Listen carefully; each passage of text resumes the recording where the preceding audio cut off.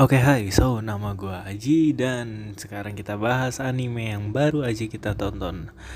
Gua tonton, lebih tepatnya. Tapi sebelumnya gue nanya, gimana kabar kalian? Gimana weekend kalian kemarin? Bye-bye aja kan? Ya, semoga semuanya sehat saja. Semoga semuanya sehat-sehat aja. Sorry gue ngomong yang belibet.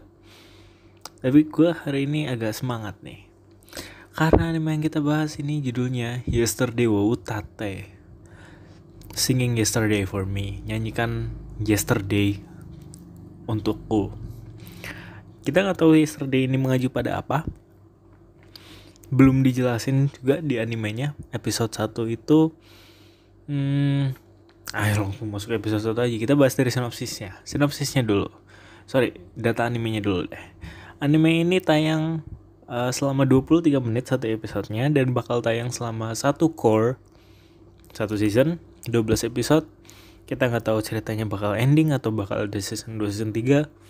Masih belum ada info tentang itu. Anime ini tayang spring 2020 mulai April hari ini tanggal 5 April. Dan punya genre slice of life drama romance seinen. Which is ya standar ya genrenya. Studio yang memproduksi Doga Kobo dan kalau nggak salah ini tayang di broadcast sama Funimation. So, nggak usah panjang lebar lagi, langsung ke sinopsisnya. Jadi sinopsis Yesterday wa Utate, setelah lulus kuliah, Rikuo Wozumi, seorang pria yang hidup tanpa ambisi. Tapi dia bukan pemalas kayak Hotaro atau tipikal anime yang pemalas dan hidup tanpa ambisi lainnya. Nggak kayak gitu. Dia nggak punya mata ikan mati. Kalian paham kan, kayak Hikigaya Ciman? Nggak kayak gitu. Dia masih punya semangat hidup. Cuma nggak punya ambisi untuk nggak punya cita-cita gitulah. Dia ini memilih bekerja part time di sebuah toko minimarket kayak Alfamart gitu. Dan hari-harinya berlalu dengan tenang sampai dia bertemu dengan seorang teman kuliahnya dulu. Si cewek.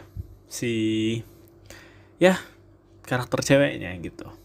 Shinako namanya. Dan dari situ dia juga ketemu seorang wanita misterius yang bernama Haru.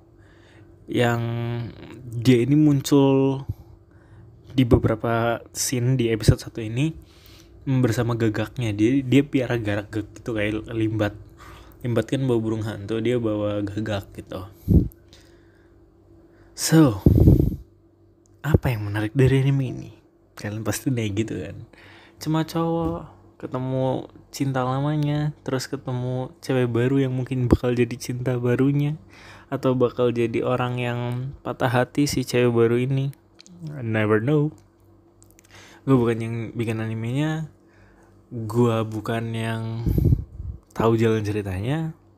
Cuman di episode 1 kita udah disuguhin sama 2 waifu. So it means yang diincar sama penulisnya atau mangakanya atau siapapun yang menulis anime ini, kita milih jalurnya kita. Kita sebagai penonton dipaksa atau diarahkan untuk memilih waifunya kita dulu. Terus nanti seiring berjalannya waktu, kita bakal dibawa sama cerita yang naik turun, cerita yang dinamis tentang si main karakter ini, si Ryuko Wozumi ini, ke waifu yang kita suka. Itu yang diinginkan sama penulisnya. Dan gua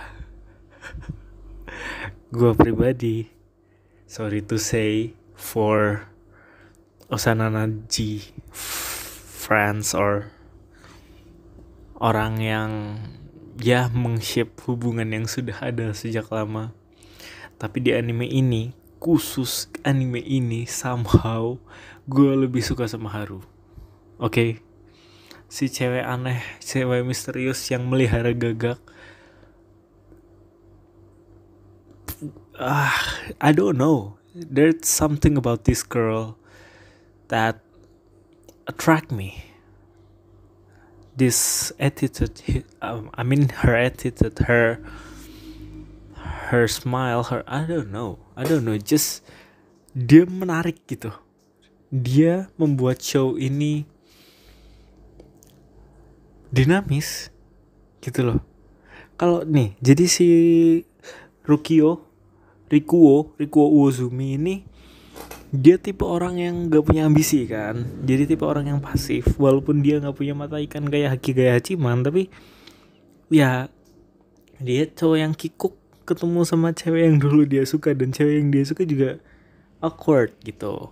Jadi si Haru ini ada di tempat dimana dia bisa bikin suasananya ceria, suasananya cair. Kayak apa ya, si cowok dan cewek si Roko Uozumi sama nama ceweknya siapa? Shinako ini warnanya abu-abu, tiba-tiba Haru datang dengan warna orange, dengan warna yang cerah gitu. Nggak tahu gimana, gue beneran suka sama ini karakter. Episode 1 gue udah bilang gue suka sama Haru ya, gue suka sama Haku. Kalian tahu kan? Bukan Haku, bukan Haru. Dan nama keluarganya juga belum dikasih tahu siapa ini Haru. Dan Haru ini sebenarnya dua-duanya di episode 1 kalian bisa tonton episode satunya di website streaming favorit kalian. Di episode satunya ini si dua-duanya, si Haru sama si Shinako,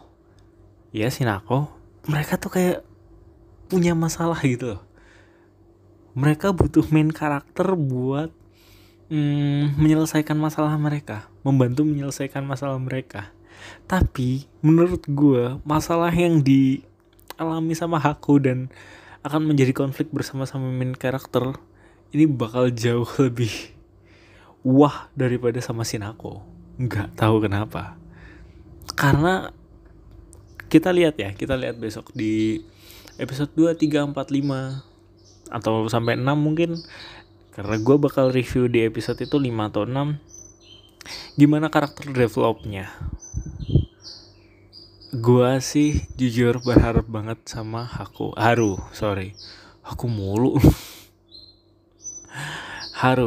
karena dia something special about this girl. Seriously. Mungkin dia punya masalah keluarga, mungkin dia punya masalah yang lebih kompleks dengan dirinya. Nobody knows, but udah ditunjukin di episode 1 kalau Haru ini sudah berubah dari 5 tahun lalu. Waktu pertama dia ketemu sama Rikuo sampai sekarang, time settingnya dia udah berubah. Dan by the way, penampilannya Haru yang di sekarang ini ngingetin gue sama si Tuturu. You know what I mean? Tuturu Mayuri, ya, from Steins Gate. Kalian tahu lah, pastilah. Tuturu. Rambutnya mirip cuy, tapi sifatnya beda jauh. Sifatnya Haru ini lebih waifuable kalau menurut gue sih. Terus data udah, sinopsis udah, grafis. Kalau grafisnya menurut gue dia ini agak mirip sama anime standar lainnya. By the way, main karakternya mirip sama main karakternya ini, Darwin's Game, anime musim kemarin. Ryuji or who names? Kaname. Mirip sama Kaname, rambutnya dan proporsi tubuhnya cukup mirip, tapi beda genre, beda anime. Ya, kita bisa terima lah, karena lama-lama juga desain anime habis, rambutnya kan gitu-gitu aja, posturnya gitu-gitu aja. Tapi yang bikin seru dari grafisnya, penggambarannya itu, kalau gue bilang pewarnaannya tuh nggak macam-macam coy.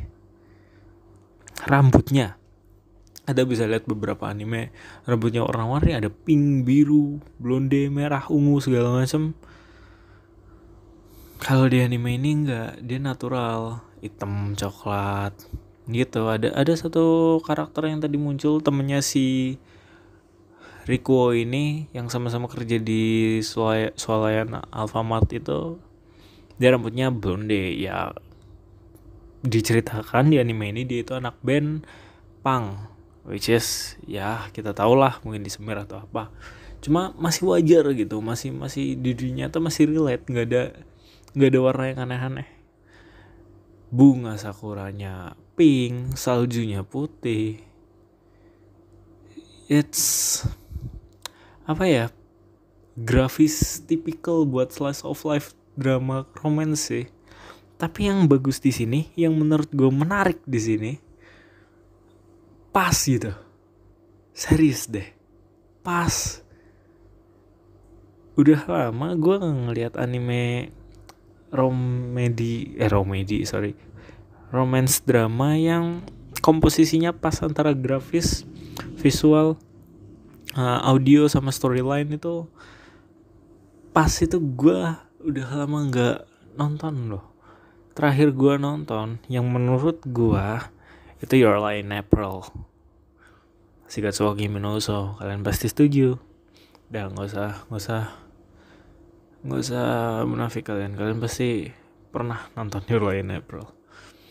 Tapi gilanya di anime ini adalah semuanya itu pas. Serius. Visualnya standarnya bagus ya. Audionya, voice actornya nice juga.